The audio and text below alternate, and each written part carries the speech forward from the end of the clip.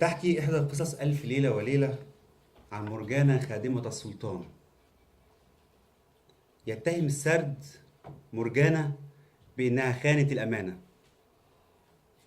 في كل ليلة تضع مرجانة المخدر في طاسة الماء حتى يغيب السلطان عن الوعي.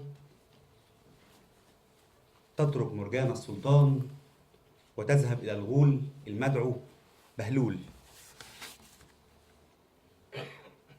يسكن الغول بهلول في مغارة بعيدة عن العمران، على مسافة من الحضارة والقصور والبنيان، في زمن معظم السادة والملوك والأمراء يرتدون فيه الحرير والأزياء الثمينة. يجلس الغول بهلول مرتديا ملابس متسخة ورثة. في المغارة يخطط الغول لاغتيال السلطان وأولاده. يظهر الغول في ألف ليلة وليلة كقاتل محترف. لا يقتل الغول لصالح جهاد محددة، فالغول ليس بقاتل مأجور. الغول مارق، يقتل الحكام والملوك والسلاطين.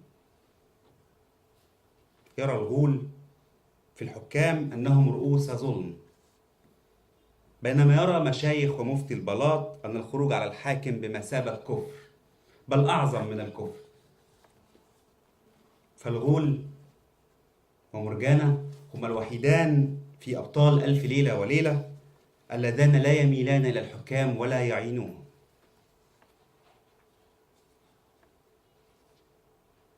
أهم ما وصلنا عن الغول هو ذكره في سرديات ألف ليلة وليلة، والذي يعتقد البعض أنها تعكس وجهة نظر الدولة حينذاك. فمعظم الكتاب والرواه الذين ذكروا الغول كانوا من داخل بلاط الحكم. يقول ابن حمدون في التذكرة الحمدونية: لم ترى الغول في المدن أو في التجمعات، بل في الصحاري والأماكن الخالية ومناطق الأصفار. هل كتب الغول عن نفسه؟ ربما كتب الغول عن نفسه وأحرقت كتبه، أو ربما لم يكتب. ربما كتب ولم يهتم الناس بنقل ما كتب. كون الغول مهرطق لا يأخذ منه الناس ولا ينقلون ما كتب. اتهمه البلاط الملكي بالهرطقة والتوحش فانفض الناس من حوله. وكما يوجد في عالمنا الآن الإنترنت الأسود أو الإنترنت المظلم، تحكي بعض المرويات عن ألف ليلة وليلة الخبيثة، وهي نسخة تم تداولها شفويا مختلفة عن النسخة التي لدينا حاليا. طبعت منها نسخ ضئيلة جدا أحرقت في ديسمبر 1256 عندما أحرق هولاكو مكتبة قلعة الموت. في النسخة السوداء أو الخبيثة فصول تحكي عن الغول البطل والحاكم الظالم. في النسخة السوداء يحكى عن ثورات قامت بها مجموعات من الغيلان وأيدتهم أقليات شعبية. في النسخة السوداء يوجد ما لا يوجد في النسخة الرسمية لألف ليلة وليلة. مرجانة شريكة الغول. مرجانة جارية في القصر الملكي وسيدة حرة في مغارة الغول بهلول. لم يكتب عنها في ألف ليلة وليلة سوى كونها جارية أغواها الغول. ربما كتب عنها الغول كسيدة حرة، أو ربما كتبت عن نفسها. لم يكتب أحد عن مرجانة شريكة نضال الغول ضد القصر الملكي. ضد السلطان.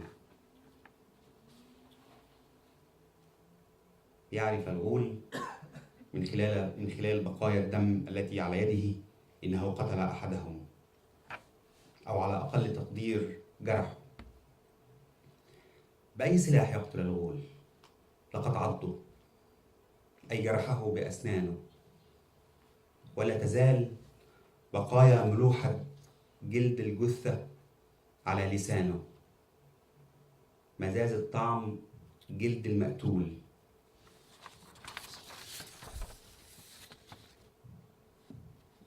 يخرج شاب ثلاثيني من بوابة عمارة في إحدى الأحياء الراقية، ويتوجه إلى رجل عجوز يجلس بجوار الباب لغرض الحراسة.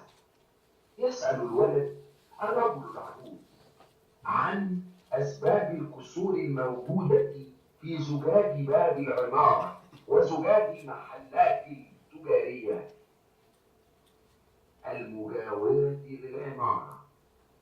يرد الرجل العجوز ويقول: إنهم يأتون مرة كل أسبوع في مجموعات، يتلون أبياتا من الشعر، شعرا في غاية الإزعاج، في غاية الفوضى، في غاية الفوضى. يكسرون زجاج واجهات المباني، يتلون أشعارا تصيب السكان بالصمم وصم الآذان. من هم؟ يطلق عليهم الشعراء الغيلان. إنهم الشعراء الغيلان، ومفردهم الشاعر الغول. يتذكر الشاب الثلاثيني ما يعرفه عن حركة شعرية مستقبلية سمع عنها فيما مضى، تتكون من مجموعات من الشعراء الغيلان، يأتون يقفون أمام المباني، يرددون أشعارا تدمر واجهات المحلات التجارية، تدمر المصارف، تدمر الشركات. يتلون أشعارا يتلونها ويحرقون يحرقون يحرقون يحرقون يحرقون يحرقون. يسأل الشاب الثلاثيني الرجل العجوز: هل رأيت أحدهم أم فقط سمعت عنهم؟ يرد الرجل العجوز: نراهم ولا نخافهم، هم أحبائي، أجلس لحراسة ما سوف يحطمونه غدا. أخاف أن يدمر زجاج غيرهم، لا أخشاهم. أصحاب المحال التجارية يخشون ذلك الشيء، يصفونه. صفه لي. يكون له الشاب مقاطعا، ملابسه ممزقة، يسير ببطء، يحرك نصف جسده الأعلى حركة آلية. لون بشرته يميل إلى الرمادي إذا كان من أصحاب البشرة البيضاء، وإلى الأزرق الداكن إذا كان من أصحاب البشرة السمراء. يتجه إلى هدف محدد، لا يتشتت بأهداف جانبية. يسير لمسافات طويلة، أشعث أخضر، يتحمل عددا لا بأس به من الطلقات النارية. الصعقات الكهربائية يمكنه استكمال السير حتى إذا فقد جزءا من جسمه. الغول هو الاسم العربي للزومبي. الغول شخص يسير في جماعات المتجولون. الزومبي يسيرون في جماعات. الغول شخص خارق للعادة لا يهتم بالمادة.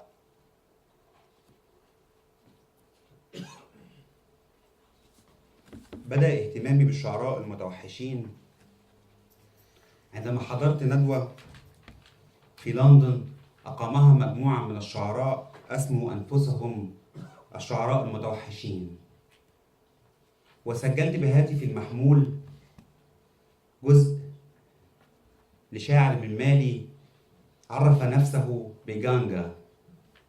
جانجا زومبي.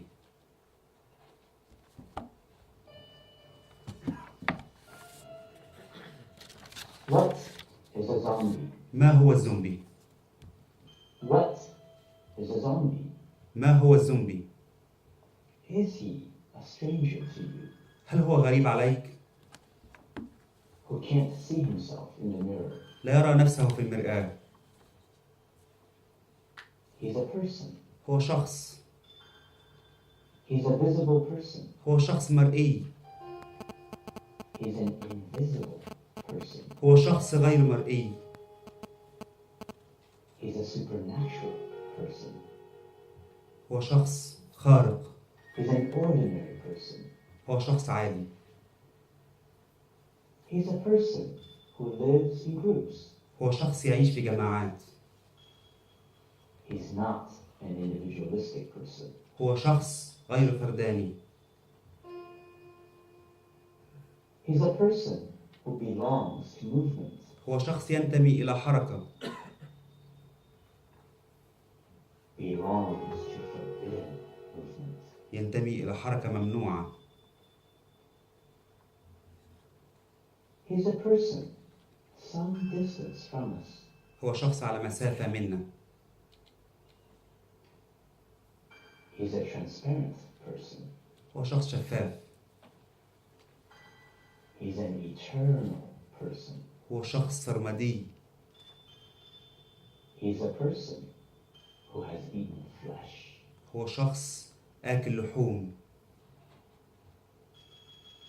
Screams. يصرخ. Ephemeral. خافت. Slow. بطيء. Ambitious. غير طموح. He's a person who refuses هو شخص يرفض. to be a martyr. يرفض أن يكون شهيد. He's unwilling هو شخص رافض. to be a victim. رافض أن يكون ضحية. He's unwilling. هو شخص رافض. He's that thing. هو ذلك الشيء. Weak thing. الضعيف. Emaciated thing. الهذيل. So insistent. شديد الإصرار. He's that thing. هو ذلك الشيء. Are you scared of him? هل تخافه؟ He is that thing هو ذلك الشيء. which destroys matter. يدمر المادة. Destroys everything. يدمر كل شيء. Doesn't care. لا يهتم. Doesn't care about matter. لا يهتم بالمادة. That thing ذلك الشيء. isn't unconscious. ليس في غيبوبة. That thing isn't a sick person. ذلك الشيء ليس شخصا مريضا. That thing is a person resisting. ذلك الشيء شخص يقاوم. That thing doesn't appear in the mirror. ذلك الشيء لا يظهر في المرآة. Who can show us that that thing is the end of the world? من يصور لنا أن ذلك الشيء هو نهاية العالم؟ The strength of weakness. قوة الضعف، The strength of frailty. قوة الوهن. To summon your frailty. أن تستعين بالوهن، To summon your weakness. أن تستعين بالضعف، For you can stand up to the strong. فيمكنك أن تقاوم الأقوياء. Zombie. يا زومبي، You tread on the corpses of the masses. أنت سائر على جثث الجموع،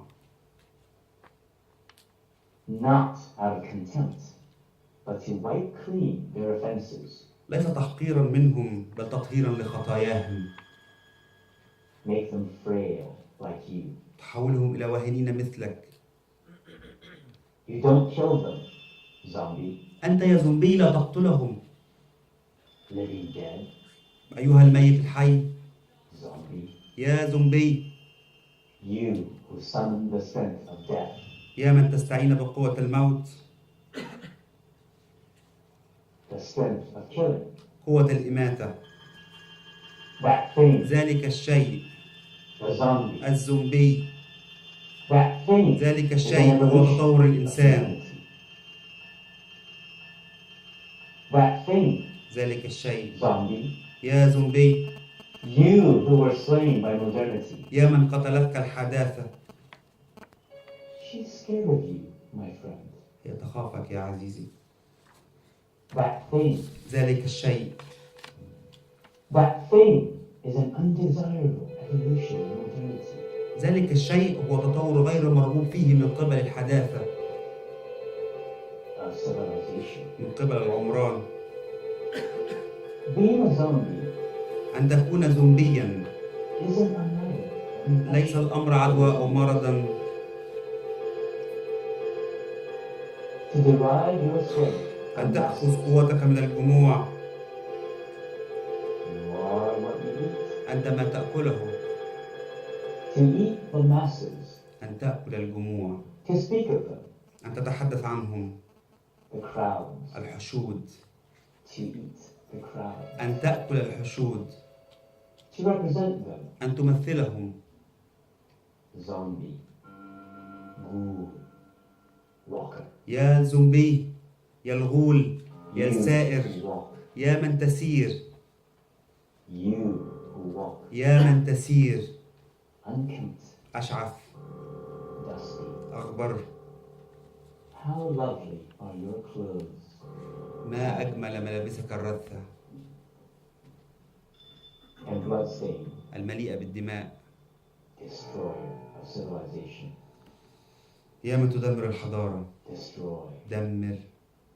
After you destroy civilization, بعد أن تدمر الحضارة the human becomes the most important, يصبح الإنسان هو الأهم. more important than matter, أهم من المادة. more important than civilization. أهم من الحضارة. Those أيها الزومبي، توحش، توحش، توحش، be ghoul. تغول.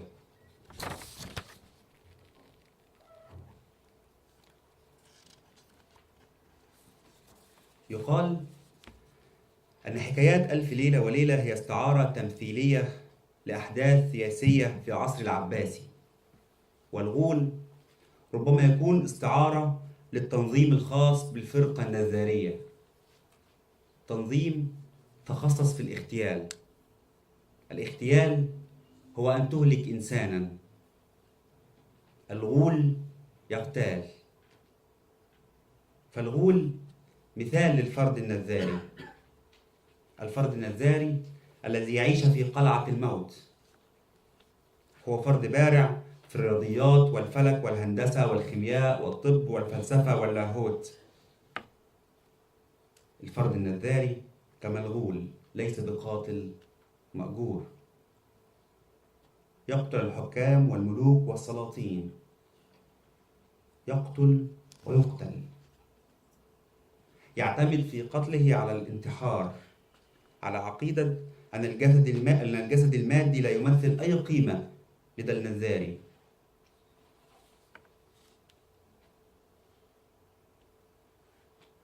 إذا اعتبرت أن لكل زمن غيلانه وسلاطينه، ينتابني التساؤل عن زمن ما بعد 1000 ليلة وليلة.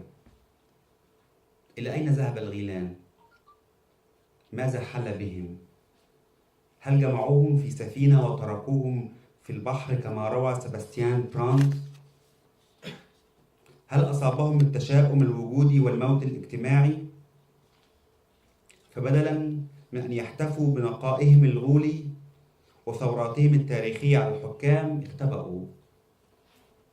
اختبأوا على الأنظار أو تجردوا من غوليتهم. هل انتصر أبناء السلطان؟ هل انتصر أبناء السلطان عندما قتل الرجل الأبيض الزومبي في الإنتاج السينمائي بدم بارد في نهاية الفيلم؟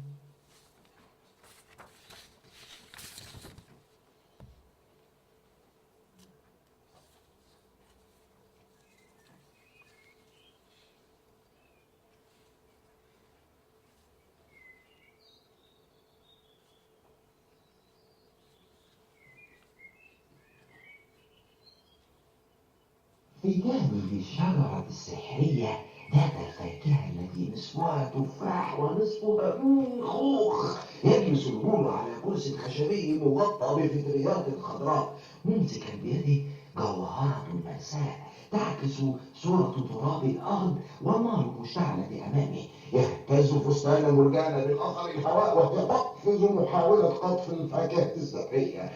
تقع مرجانة في أحضان الغول وتصيب الجوهرة. إحدى خدايا مرجانة. يصيح الغول: آسف جدا، لم أقصد أن أصيب وجهك.